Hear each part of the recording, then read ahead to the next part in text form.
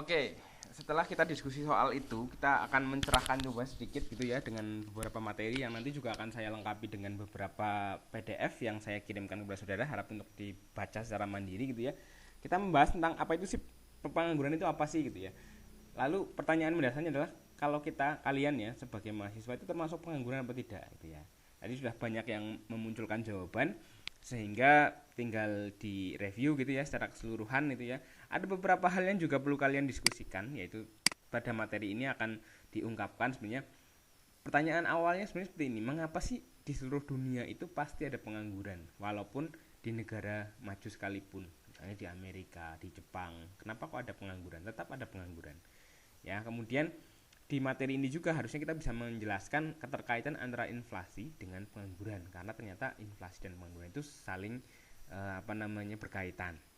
Nah, kemudian kira-kira solusi-solusi apa yang dilakukan suatu negara untuk mengatasi pengangguran masing-masing.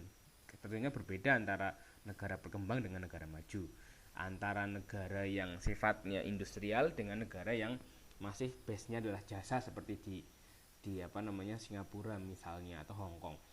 Pasti akan sangat berbeda sekali. Kemudian hubungan antara pengangguran dengan pertumbuhan ekonomi seperti apa, serta jelaskan keterkaitan antara kebijakan upah minimum dengan pengangguran. Ini nanti harapannya bisa kalian elaborasi untuk menjawab pertanyaan-pertanyaan. Di akhir cerita nanti kalian harus bisa menemukan jawaban atas pertanyaan saya ini gitu ya. Kita ke konsep pengangguran dulu untuk menjawab tadi apakah saudara adalah pengangguran. Ternyata saudara bukan pengangguran. Kenapa? Karena pengangguran itu munculnya adalah ada pada level angkatan kerja, sedangkan kalian bukan kategori angkatan kerja gitu ya. Jadi kita harus bisa membedakan antara angkatan kerja dan bukan angkatan kerja. Kalau angkatan kerja itu adalah mereka yang pencari kerja, belum bekerja, dan mereka yang sudah bekerja paruh waktu dari rentang usia 15 sampai 65 tahun. Nah, mereka yang berusia 16 sampai 65 tahun ketika mereka merupakan ibu rumah tangga dan juga anak sekolah juga bukan termasuk angkatan kerja. Ya, ditambah dengan orang yang over atau yang under 15 tahun atau over 65 tahun atau lansia atau balita itu juga bukan termasuk angkatan kerja. Sehingga angkatan kerja ini didefinisikan mereka yang berada pengangguran itu didefinisikan pada mereka yang berada pada angkatan kerja sedang mencari kerja dan belum bekerja. Ini disebut sebagai pengangguran. Karena kalian statusnya adalah orang yang sedang menempuh pendidikan atau sekolah, maka kalian tidak dikatakan sebagai pengangguran gitu ya. Walaupun kalau di kos nongkrong-nongkrong gitu ya, kemudian duduk-duduk tengah-tenguk gitu nggak ngapa-ngapain, kalian bisa mengatakan wah saya pengangguran nih. Tapi konsepnya adalah seperti itu. Kalau kita berbicara masalah pengangguran. Oke. Pengangguran adalah kondisi di mana seseorang dalam angkatan kerja belum bekerja dan atau sedang mencari pekerjaan tidak mendapat kesempatan kerja. Ini disebut sebagai pengangguran. Ada beberapa macam kategori pengangguran gitu ya, berdasarkan alasan mengapa menganggur. Ini kenapa ada pertanyaan, kenapa sih di negara maju juga ada pengangguran? Mungkin salah satunya jawabannya dari sini. Ya. Yang pertama adalah pengangguran friksional, yang kedua pengangguran struktural, yang ketiga pengangguran musiman, yang keempat adalah pengangguran konjungtur, kemudian pengangguran sukarela, yang keenam adalah pengangguran teknologi. Konsep pengangguran ini, kategori pengangguran ini didasarkan pada alasan kenapa mereka menganggur. Ada banyak lagi alasan, misalnya alasan berdasarkan tingkat pendapatan itu juga bisa menyebabkan orang menganggur. Ya, yang pertama adalah pengangguran friksional, pengangguran yang disebabkan oleh adanya kesenjangan antara pencari kerja dan lowongan kerja. Kesenjangan ini biasanya disebabkan oleh waktu, jarak, dan informasi. Contoh misalnya, ada seorang lulusan perguruan tinggi, setelah dia wisuda, dia memerlukan waktu 1 tahun untuk menemukan pekerjaan. Maka di saat 1 tahun itu mencari pekerjaan, dia termasuk pengangguran friksional, pengangguran yang disebabkan oleh adanya kesenjangan antara pencari kerja dengan si lowongan pekerjaan itu. Dia karena belum chemistry aja, belum nemu aja gitu ya. Itu yang disebut sebagai pengangguran friksional. Kalau pengangguran struktural adalah pengangguran yang terjadi akibat adanya perubahan struktur di suatu tempat. Misalnya di UNES dulu adalah pertanian, kawasan pertanian, petani buah itu banyak di situ, kebun-kebun dan sebagainya gitu ya. Sekarang berubah menjadi sektor jasa, banyak makanan di situ ya, retail, banyak Alfamart, Indomart, laundry dan sebagainya. Itu namanya terjadi perubahan struktural. Nah, mereka yang menganggur siapa? Misalnya mbah-mbah yang dulunya dia bisa dapat penghasilan dari kebunnya itu ya, jualan telo, jualan macam-macam. Sekarang mereka nggak bisa karena ternyata lahannya dijual untuk membuat laundry dan sebagainya. Ini termasuk pengangguran struktural. Di beberapa negara yang base-nya pertanian pada awalnya juga termasuk yang mengalami pengangguran struktural banyak gitu ya. Contoh misalnya Inggris pada awal revolusi industri, ketika mereka dari pertanian berubah ke industri, banyak sekali orang yang menganggur karena mereka tidak punya skill di industri, mereka hanya skill di pertanian. Itu terjadi. Kemudian pengangguran musiman, pengangguran yang terjadi karena adanya perubahan secara berkala. Contoh misalnya penjual siomay, penjual keliling dan sebagainya yang biasanya pada saat hari biasa dia bisa berjualan, pada saat Ramadan dia nggak bisa berjualan. Itu termasuk ke dalam hal yang sifatnya musiman, petani-petani musiman dan lain sebagainya. Kemudian ada pengangguran konjungtur. Pengangguran yang terjadi akibat adanya perubahan siklus ekonomi. Terjadi perubahan siklus ekonomi. Misalnya ada corona, kemudian terjadi pemecatan, PHK dan sebagainya. Itu ya. Itu termasuk pengangguran konjungtur. Kemudian pengangguran sukarela, mereka yang sengaja menganggur karena menganggap bahwa pekerjaannya tidak cocok. Ini banyak terjadi di negara maju. Mereka lebih suka menikmati passive income daripada mereka bekerja, karena konsep bekerja itu berarti mereka melakukan pekerjaan itu ya, berkarya dari dalam waktu koridornya adalah 8 jam itu ya, atau 6 jam sampai 8 jam. Ini yang kemudian menyempitkan definisi orang-orang yang tidak bekerja tapi mereka dapat income dari bunga deposito, itu termasuk nggak sih? Akhirnya itu yang menjadi bias. Nah, kemudian pengangguran sukarela, pengangguran teknologi, ini yang terjadi karena akibat adanya resistensi teknologi. Tadi revolusi industri yang tadi saya maksud. Orang-orang yang tidak peka terhadap teknologi, tidak mau berubah mengikuti perubahan teknologi, maka mereka akan tergeser. Contoh misalnya pada awal 2012-an ketika ada banyak orang ojek online yang adaptif terhadap teknologi, opang ojek pengkolan itu tersisih dengan sendirinya karena mereka tidak adaptif dengan teknologi. Banyak kemudian yang mereka masih muda, kemudian mereka mencoba untuk menggunakan teknologi sehingga berubah menjadi ojek online. Itu biasa. Mereka yang tidak bisa mendapatkan itu dan mereka menganggur, maka disebut sebagai pengangguran teknologi. Oke. Berdasarkan seberapa besar insentif dia menganggur, pengangguran dapat dibedakan menjadi 1 pengangguran penuh, 2 setengah menganggur, dan yang ketiga adalah pengangguran terselubung ya. Tidak mendapatkan pekerjaan sama sekali, itu pengangguran penuh ya. Setengah penganggur bekerja kurang dari 35 jam seminggunya, dan pengangguran terselubung seperti bekerja untuk mendapatkan upah tapi pekerjaan yang dilakukan tidak produktif gitu ya. Ketok-etoknya kok bekerja tapi orang produktif misalnya gitu. Itu yang namanya setengah menganggur. Nah, lalu bagaimana pengangguran diukur?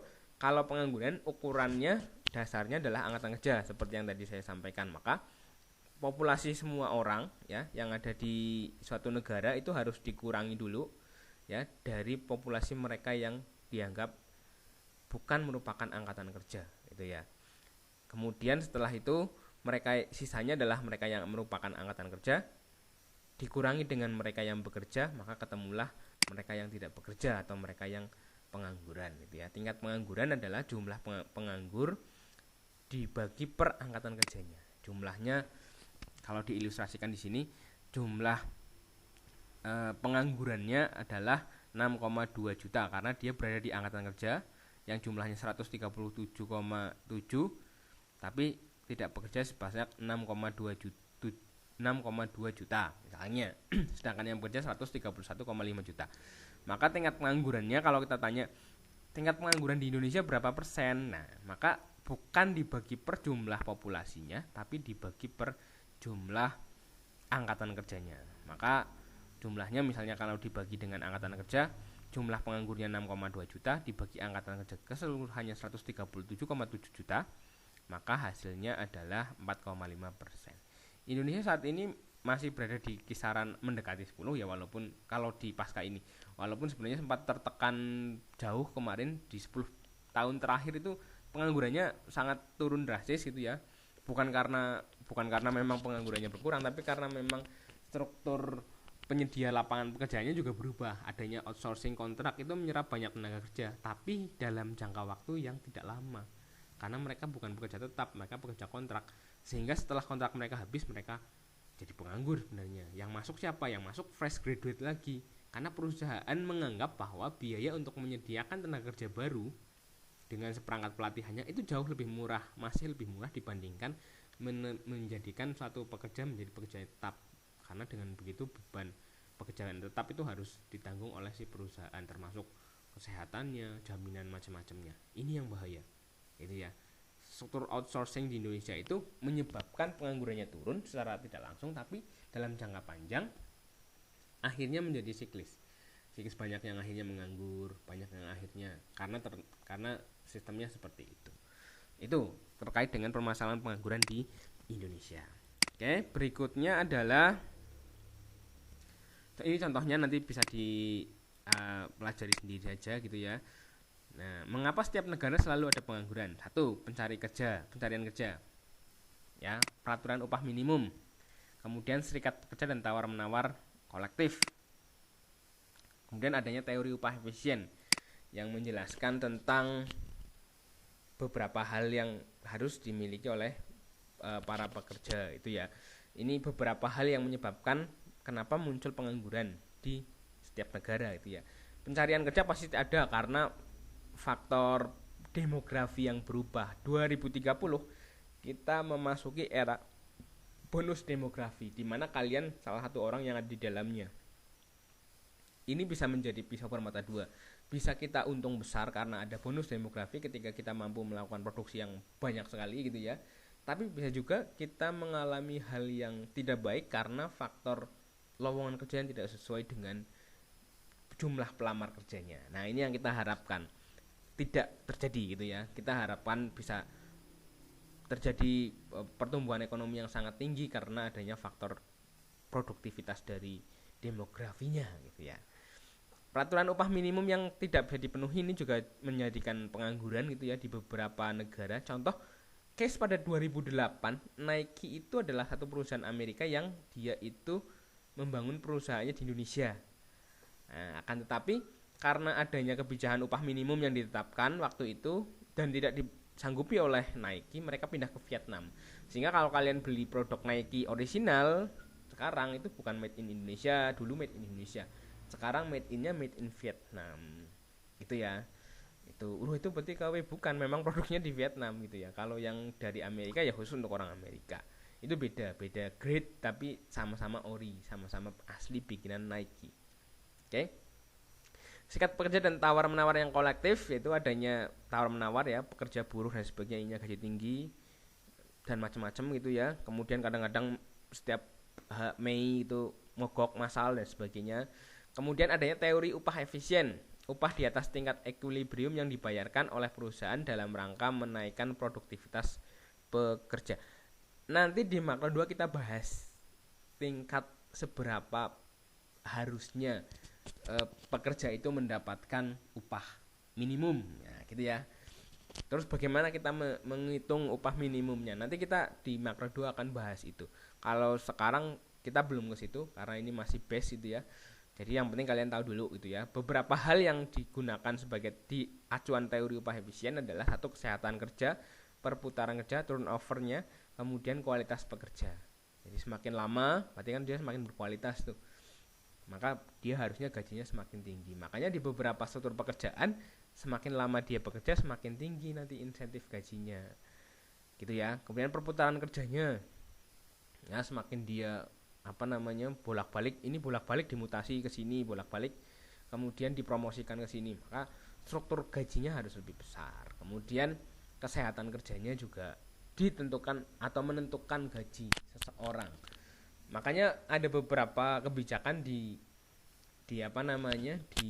perusahaan, orang hamil itu nanti akan mendapatkan upah yang dalam hal ini lebih sedikit tapi porsi gajinya juga lebih sedikit. Ada beberapa yang seperti itu.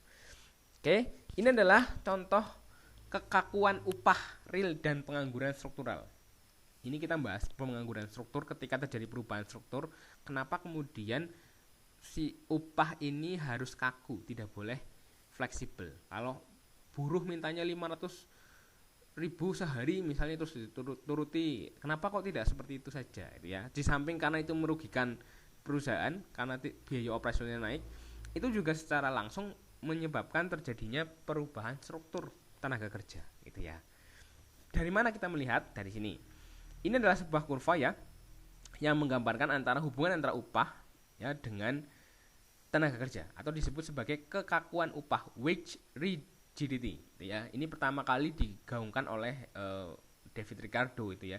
Dia ngomong bahwa upah yang kaku itu berhubungan dengan tenaga kerja.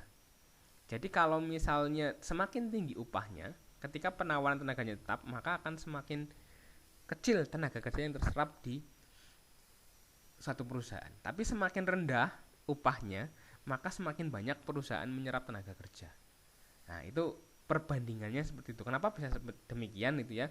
Karena dengan adanya upah yang ditekan minimum atau kaku gitu ya, tidak fleksibel gitu ya, tetap di angka segitu, misalnya angka 3.200.000 misalnya untuk ukuran di Jakarta sekarang 3.400.000, kemudian 2.800.000 di Semarang misalnya upahnya ditetapkan seperti itu, maka di level itu perusahaan yang ingin menaikkan kapasitas produksinya mereka akan menarik tenaga kerja lagi.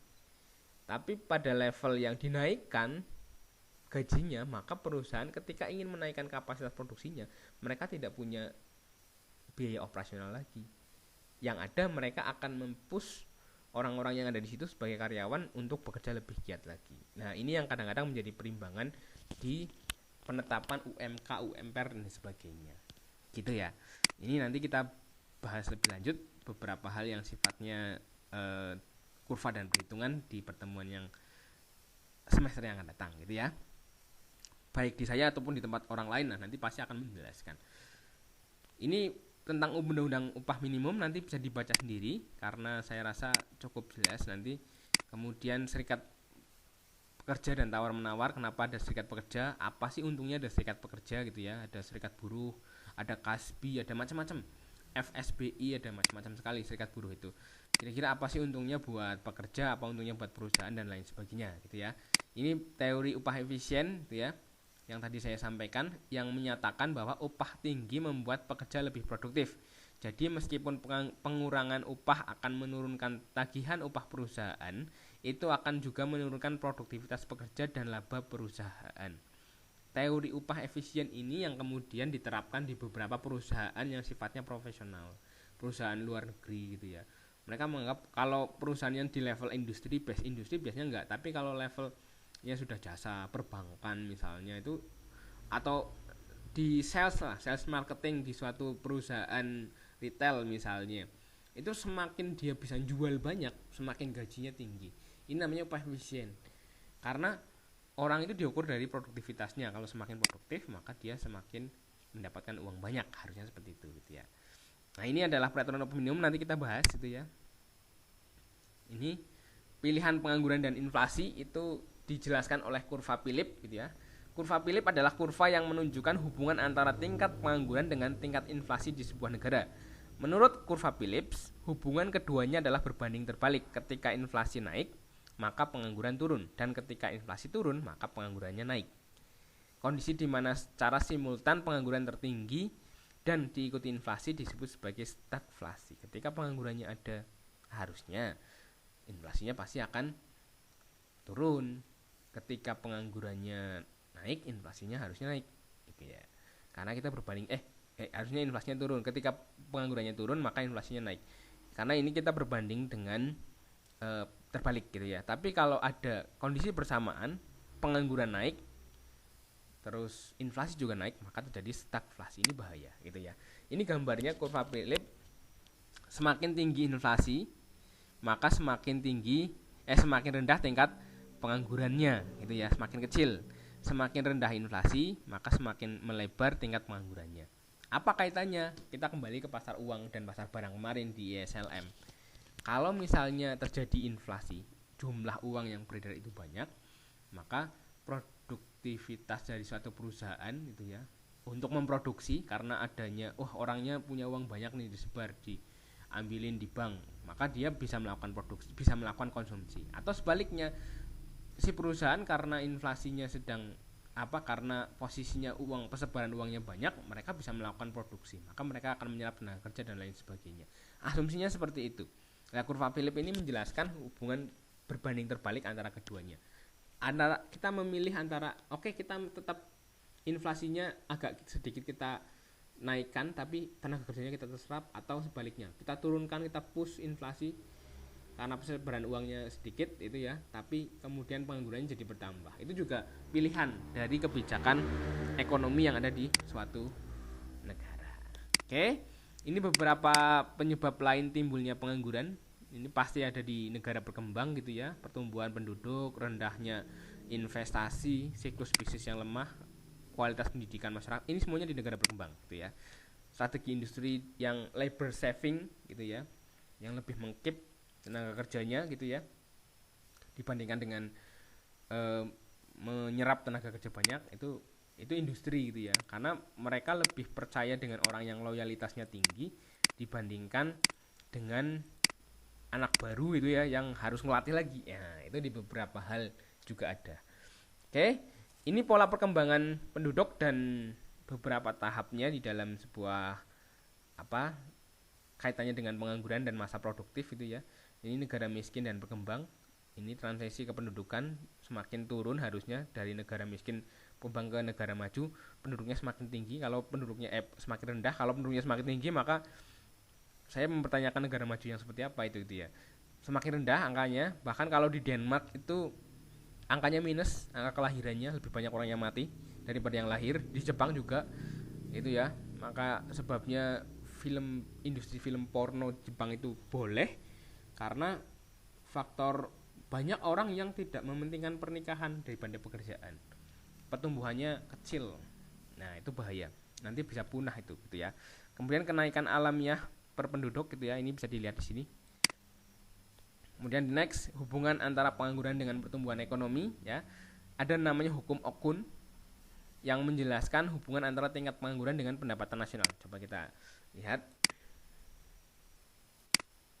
Nah, ini kalau ada pengangguran yang bertambah gitu ya, atau pengangguran yang bertambah gitu ya, maka dia akan merubah perubahan GDP sekian persen gitu ya.